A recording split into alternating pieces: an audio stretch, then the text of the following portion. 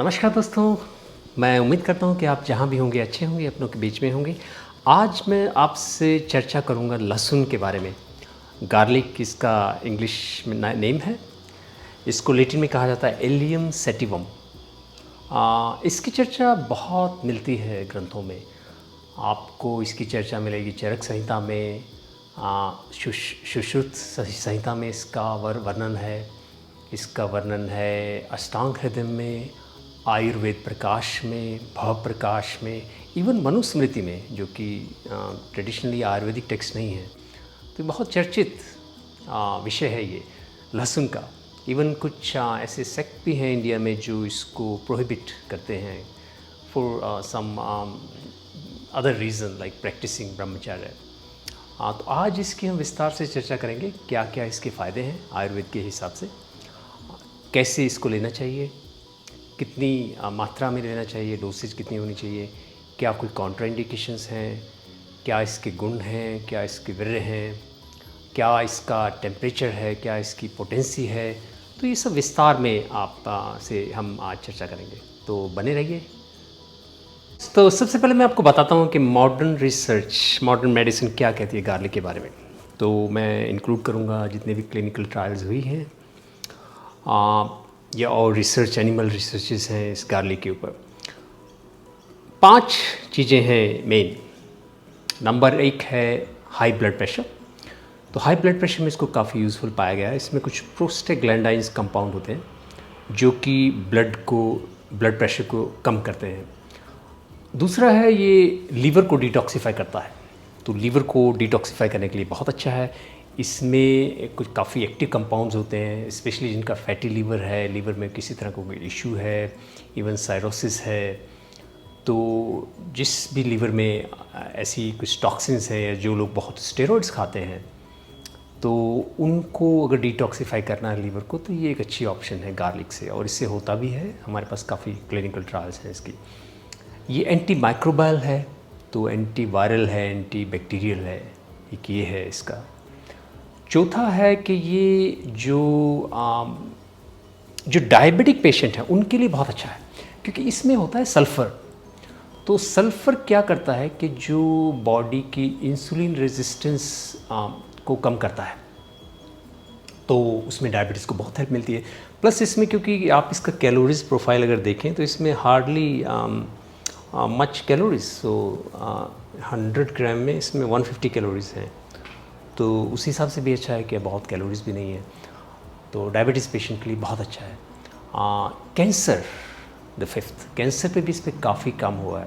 आप अगर जाएंगे यूएस पब एमडी में, तो आपको काफ़ी मिलेंगी रिसर्च जो इस पर हुई है।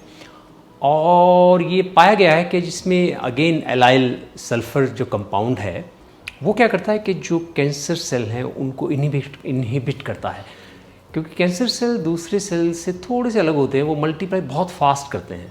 तो ये उस जो भी सेल अपने आप को ज़्यादा ज़रूरत से ज़्यादा फास्ट मल्टीप्लाई करते हैं, उनको रोकता है ये, तो कैंसर सेल को रोक पाता है।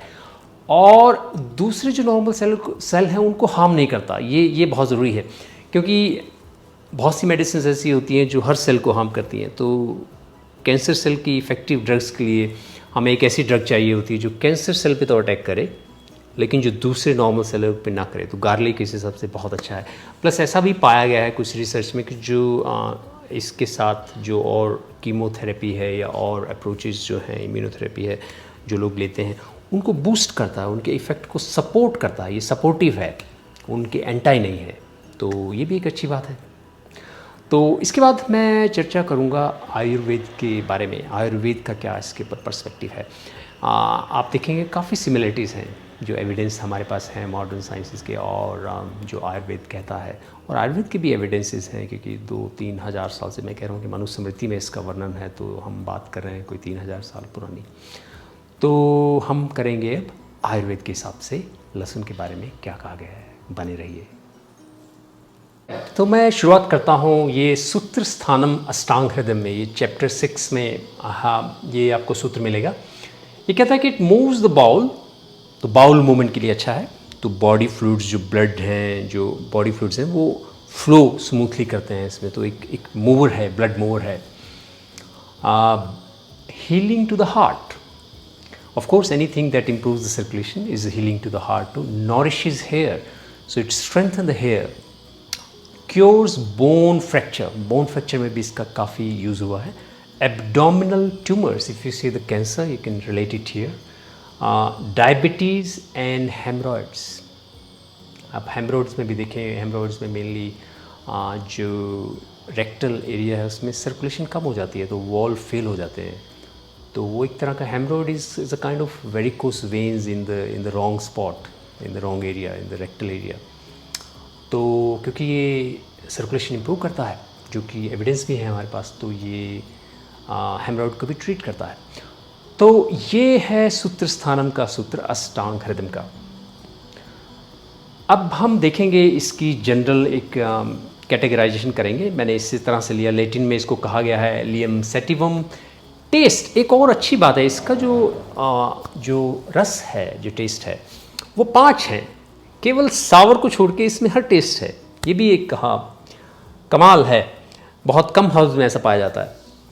इसमें स्वीट भी है, साल्टी भी है, पंजेंट भी है, बिटर भी है, एस्ट्रिंजेंट भी है।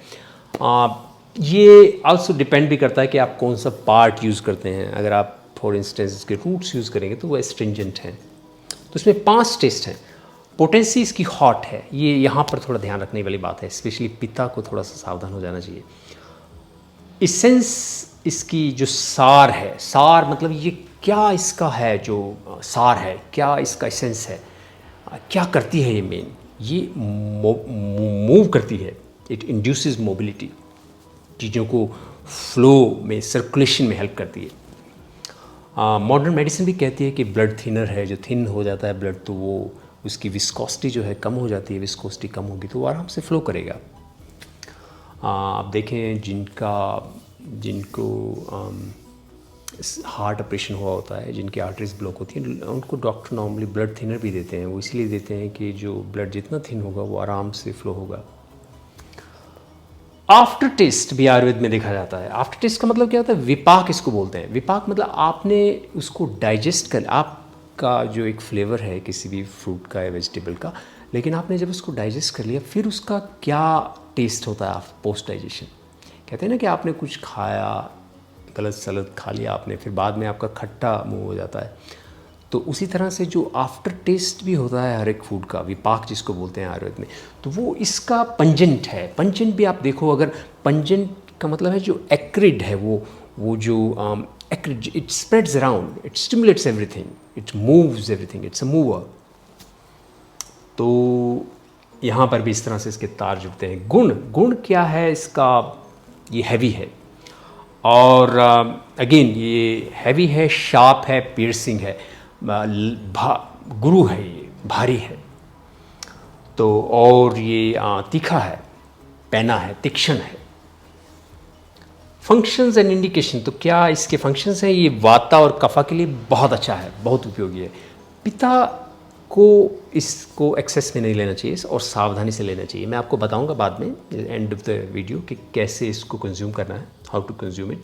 पिता वाले भी इसको कंज्यूम कर सकते हैं, लेकिन उनको सावधान रहना पड़ेगा और इसको मिक्स करना पड़ेगा किसी कूलिंग हर्ब के साथ। तो वो मैं बाद में चर्चा करूँगा, लेकिन इसका जो मेन फंक्शंस है वो वाता और कफा को बैलेंस करना है। पिता को ये इंक्रीज़ करेगा, अगर किसी का पिता कम है तो उसको बढ़ाता है।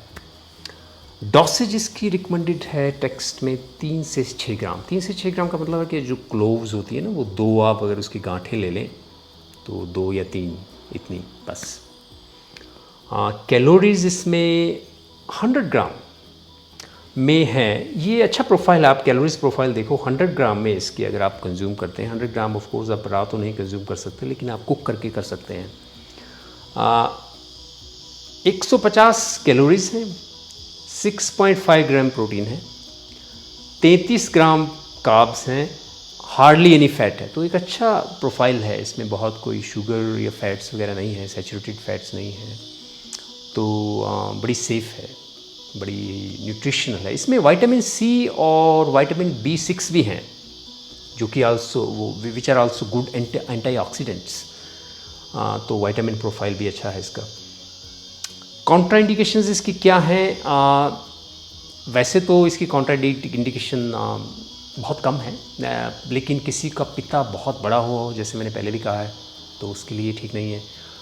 और अगर किसी को, कोई लेडीज़ हैं उनको हैवी मेंस्ट्रुअल ब्लीडिंग्स हो रही है या होती है हर बार, तो उनको अवॉइड करना चाहिए ब्लीडिंग। जब उनकी पीरियड से 5-6 दिन पहले वो ना लें इसे, और of course during the bleeding ना लें। तो जिनको हैवी ब्लीडिंग होती है तो उसमें इसको अवॉइड करें, ये एक कॉन्ट्राइंडिकेशन है। Otherwise it's very safe, even pregnant women can take it, childrens can take it, it's safe for everyone. How to consume, good question. तो कैसे इसको लें? डोसेज मैंने आपको बताया 3 से 6 ग्राम लेनी है। इसको हम ले सकते हैं, या तो हम इसको सीजनिंग करें, जैसे हमारा इंडियन स्टाइल होता है वो छोंक लगाने वाला, छोंक लगा के आप ले सकते हैं। और या फिर आप इसको रॉ ले सकते हैं, जस्ट च्यू इट, आप 1 या 2। इसमें थोड़ी सी स्मेल होती है, ये थोड़ा सा आपको ध्यान रखना पड़ेगा। और ये स्मेल होती है वो जो मैंने आपको बताया था सल्फ़र के कारण, वो एक इसमें एक बड़ी पंजेंट सी काफ़ी शार्प स्मेल होती है, तीक्ष्ण। तो या आप च्यू कर सकते हैं, या फिर आप गार्लिक मिल्क बना सकते हैं। गार्लिक मिल्क मैंने इसलिए भी बताया कि ये पिता के लिए एक्चुअली ये बहुत अच्छा है। पिता वाले को गार्लिक मिल्क अगर बनाएं तो दैट विल सूट हिम, क्योंकि पिता जो मिल्क है थोड़ा कूलिंग भी है, और थोड़ा सा बॉईल करके ये वो भी हो जाएगा, थोड़ा डेलिट भी हो जाता है। तो मिल्क कैसे बनाएं? इसको मिल्क लें आप, मिल्क में थोड़ा पानी डालें, गार्लिक को क्रश करके डाल दें, और उसको बॉईल करें। जब आधा रह जाए तो उसको पी जाएं। और गार्लिक वाटर भी एक अच्छा है तरीका। उसमें गार्लिक वाटर कैसे बनाएंगे? आप गार्लिक लें, उसको पील करें, उसको रख दें कुछ समय बाद। जब रखने से उसमें कुछ एंजाइम एक्टिवेट होते हैं, तो इसकी जो पोटेंसी बढ़ जाती है। और फिर 10 मिनट रख दें पील करने के बाद, फिर उसको क्रश करें।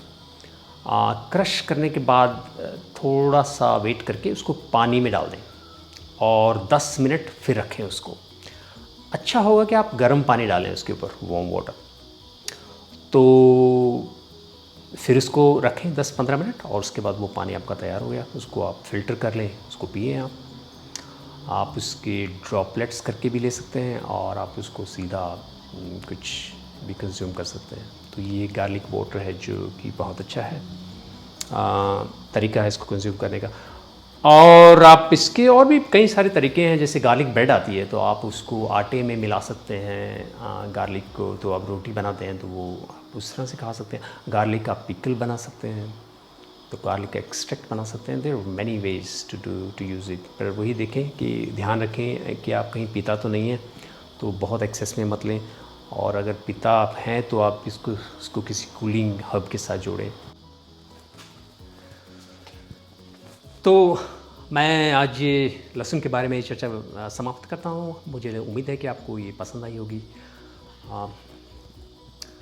तो मैं लहसुन की चर्चा यहीं पर समाप्त करता हूँ। मुझे उम्मीद है कि ये आपको पसंद आई होगी। यदि यस तो आप सब्सक्राइब करें, और अगर आपको कोई प्रश्न है तो प्लीज़ पूछें, मैं जवाब दूंगा। और भी बताएं किस हब में आप चर्चा करना चाहते हैं।